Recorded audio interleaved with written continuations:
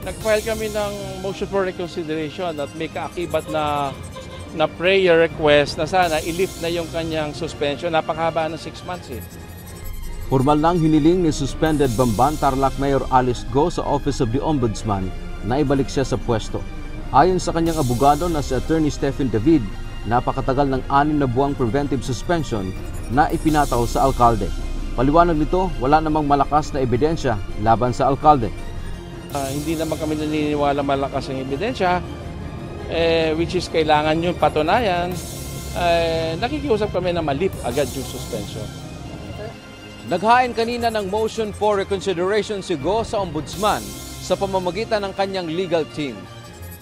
Paliwanag pa ni Attorney David, ginampanan lang ni Go ang kanyang trabaho sa pag-i-issue ng Mayor's Permit sa Zone Yuan Technology Incorporated na nag-operate ng Philippine Offshore Gaming Operator o POGO.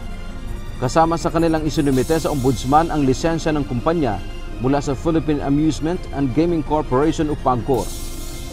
Isa lang naman ang kinakaso dito eh, yung pag-issue niya ng Mayor's Permit sa Zoo Yuan Pogo Ang problema, bakit hindi niya i-issuean ng Mayor's Permit yun? Kung ang aplikante compliant. Kasi meron tayong batas na Anti-Red Tape Act saka yung Ease of Doing Business. Pag hindi ka nag-issue ng Mayor's Permit, ikaw naman ang kakasuhan. Positibo ang kampo ni Go na pagbibigyan ng Ombudsman ang kanilang hiling kapag nakita ang kanilang punto. Naniniwala sila na walang makukuhang ebidensya laban sa alkalde kahit na siya ngayon ay suspendido dahil wala naman umano itong tinatago. Kaya nga kami nag-file ng request for lifting kasi we do not see to it na kailangan tapusin yung 6 months. Kung mapapatunayan naman ng Ombudsman na hindi naman ganun kalakas ang sinasabi nilang grave misconduct.